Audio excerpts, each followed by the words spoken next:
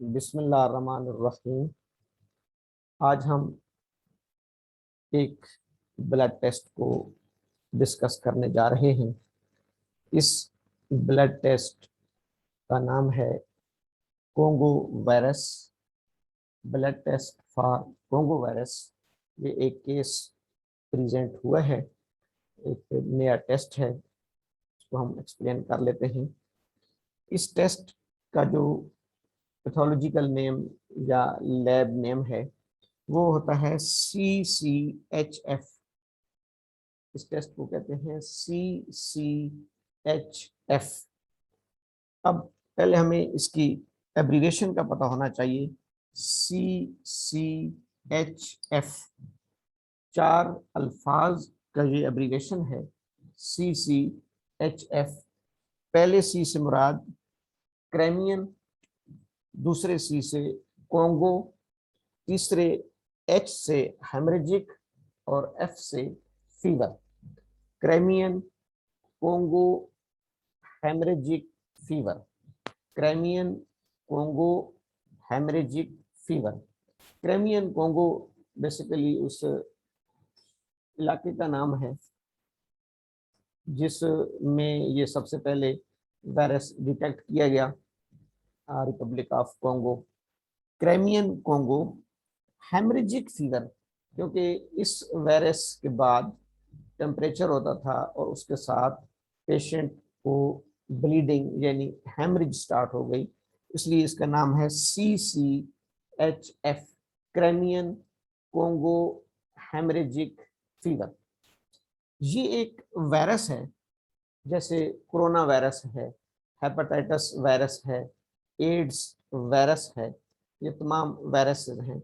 और वायरस दो किस्म के होते हैं जिनका जीनोम DNA या RNA होता है। तो इसका जीनोम RNA वायरस है, ये RNA वायरस है। कोरोना का भी RNA वायरस है, CCHF।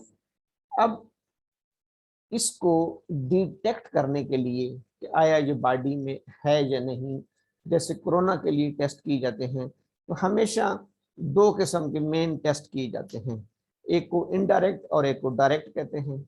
मसलन या तो आप उस पैथोजन, उस वायरस के खिलाफ ब्लड सीरम के अंदर एंटीबॉडीज को चेक कर लें कि एंटीबॉडीज उसमें रिएक्टिव आ रही हैं या नहीं आ रही। तो यहाँ पर भी CCHF एंटीबॉडीज का टेस्ट भी किया जा सकता है। CCHF antibodies, Crimean Congo haemorrhagic fever antibodies. लेकिन एंटीबॉडीज के टेस्ट में एक थोड़ा सा प्रॉब्लम होता है कि हो सकता है कि वो पहले इन्फेक्शन हो चुकी हो और अब ना हो, तो फिर आगे IgM और IgG को फर्दर स्टडी करना पड़ता है। IgM एक्यूट इन्फेक्शन को ज़ाहिर कर रही होती है एंटीबॉडीज, और IgF जो है, IgG जो है वो क्रॉनिक इन्फेक्शन या पास्ट इन्फेक्शन को एक्सप्लेन कर रही होती है। तो वहाँ पर दो किस्म की एंटीबॉडीज को चेक किया जाता है, या तो IgM या IgG। लेकिन अभी मैं ये टेस्ट भी आपके साथ शेयर करूंगा। इस पेशेंट का जो टेस्ट किया गया है वो CCHF PCR किया गया है। CCHF PCR जैसे कोरोना का PCR है, पॉलीमेरेज चेन रिएक्शन, वायरस को कंफर्म करने के लिए उसका PCR टेस्ट होता है। तो यहाँ पर जैसे वहां पर हम लिखते हैं COVID-19 PCR, कोरोना के पेशेंट का अगर आपने टेस्ट करवाना है तो वहां हम लिखेंगे COVID-19 PCR। यहाँ पर हम लिखेंगे CCHF PCR, CCHF PCR, Crimean Congo haemorrhagic fever polymerase chain reaction. ये वायरस है और वायरस की एक फैमिली है,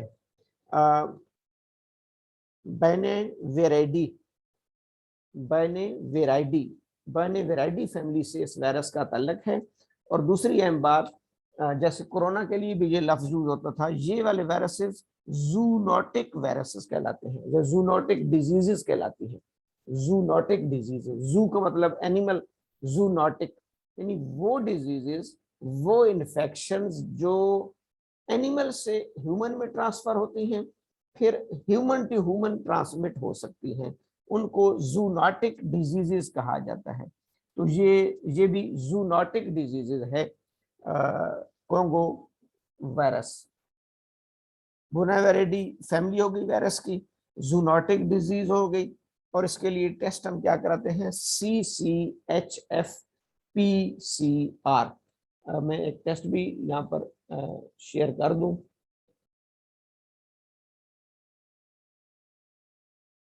ये डॉक्टर सुबान टेस्ट है, अगर आप देखें, फीमेल पेशेंट है, 19 ईयर इसकी एज है।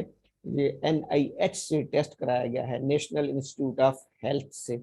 ऊपर इसके ये एंटीबॉडीज के लिए आ रहा है, CCHF IgM एंटीबॉडीज।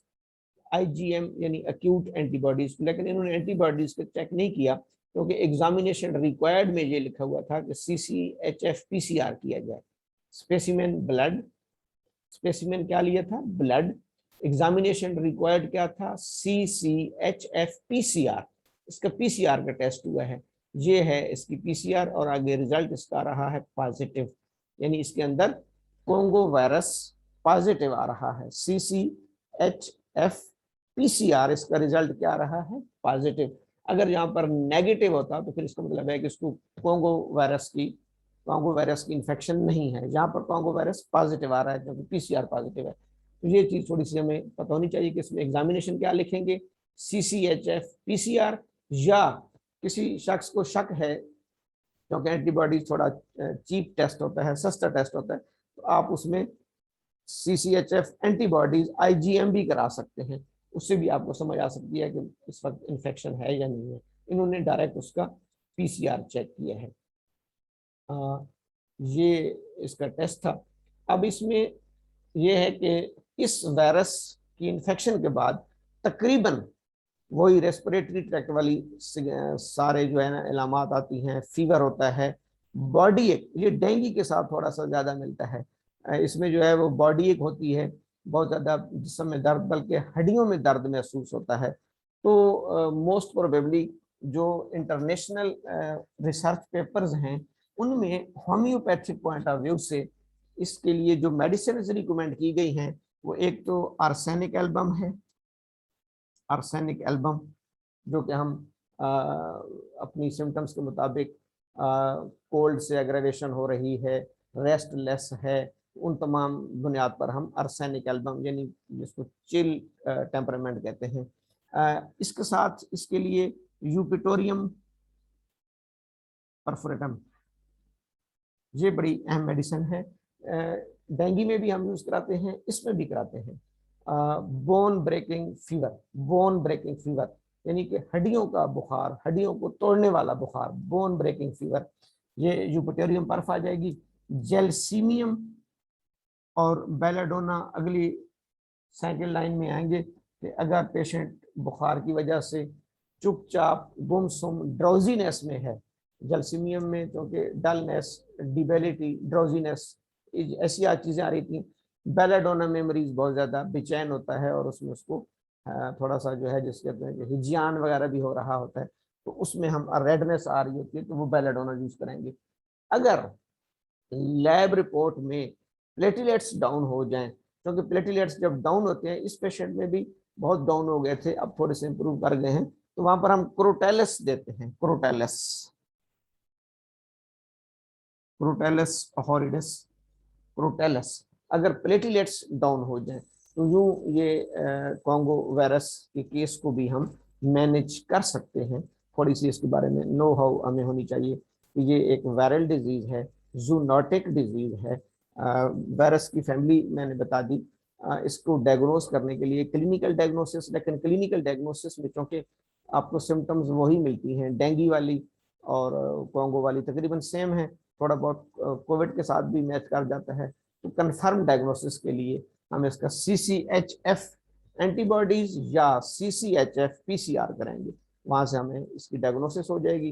फिर इसकी मेडिकेशन के लिए वैसे तो टोटलिटी ऑफ सिम्टम्स और इंडिविजुअलाइजेशन ऑफ द पेशेंट की बेस पे हम मेडिसिन रिकमेंड करेंगे, लेकिन जो मोस्ट फ्रीक्वेंटली ग्रुप मेडिसिन आ रही हैं वो ये आ रही है। अगर हेमरेज की कंडीशन आ रही है या हेमरेज नहीं भी हो रही लेकिन प्लेटलेट्स 1 लाख 1.5 लाख से डाउन हो चुके हैं, 1,40,000 से कम हो चुके हैं, तो उनको इम्प्रूव करने के लिए हम क्रोटेलस ओविडस का इस्तेमाल भी करा सकते हैं। Thank you. अस्सलाम।